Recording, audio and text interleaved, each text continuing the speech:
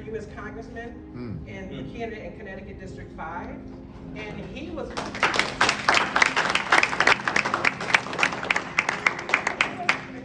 for almost 20 years for a crime he did not commit. So he's going to stand up and say a few words.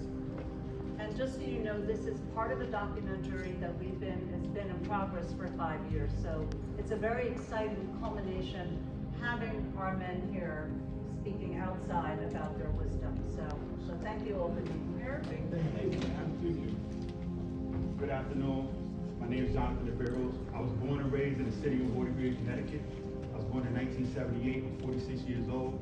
I grew up during the height of the crack cocaine epidemic in the cities, like many of you have that are here today. During that time, we had a lot of gang violence in our communities. I was attacked by some gang members in my neighborhood, and I was forced to defend myself with deadly force.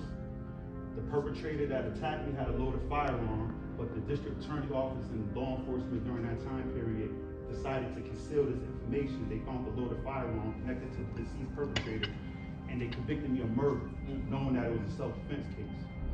John R. Gulaz, my attorney from Bridgeport, God blessed me and my family with the resources to fight those charges. My conviction was later overturned.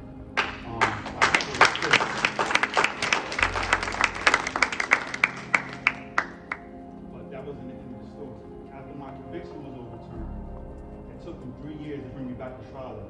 In the meantime, while I was waiting for trial, the district attorney and the judge that was involved in the case destroyed the physical evidence that the appellate court ruled was needed for me to receive a fair trial.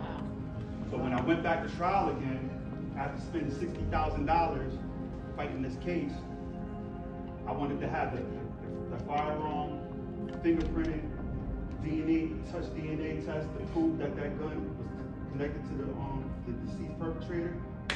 John R. Gulaz told me he wasn't able to do it because they destroyed the firearm. So now I was put in a rock and a hard place.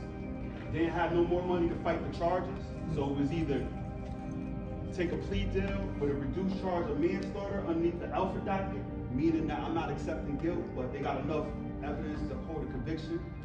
So I pled guilty underneath this charge, under the distress of either I'm gonna go to trial with a public defender that's gonna take my case, and then I'm gonna get another 60-year life sentence. You guys know the game, right? So now I went to prison, fought the charges for 19 years, right? Sitting inside of a prison cell, you know how that goes. But while I was in there, I took advantage of every opportunity that was available to me. I got my GED, took college classes, took vocational training programs. I studied Plato's Republic, Marcus Aurelius, all the classical literature that you could think of. I got my hands on it, and when I finally was released, I heard they was giving out pardons to people that was well deserving of them. And I took all my police reports, all my trial transcripts, everything that was done to me, and I presented it to the pardon board, and they reviewed it, and they gave me a pardon, full and absolute pardon. Once I received my pardon, I decided that I wanted to bring a change to the 5th District of Connecticut, and I decided to run for U.S. Congress against Johanna Hayes in the 5th District. I'm not a Democrat, I'm a registered Republican. I just actually came from Washington, D.C. I was invited by the Trump administration to Washington, D.C. I came down there with the Black Conservative Federation. We had people from Chicago, Florida, Los Angeles, St. Louis, all over the country. And I'm telling you, there's benefits, and this is not a political thing.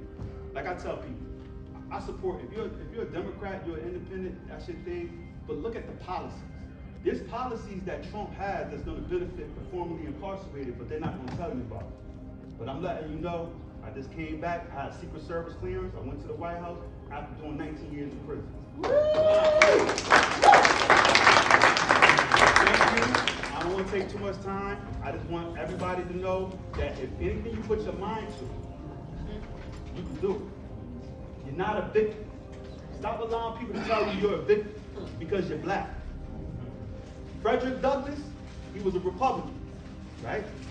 He said, I prayed for 20 years and didn't receive a response until I started praying with my legs. So faith without action is worthless, right?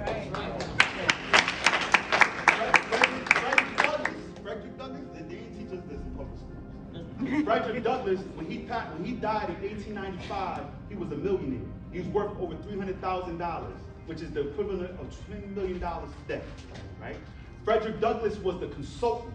He consulted 5 sitting U.S. presidents, including the first Republican president, Abraham Lincoln. The Republican Party was an abolitionist party that was formed to abolish slavery. I just want you to know, I'm bringing it back to the roots. So just stay focused. Anything you put your mind to, you're not a victim.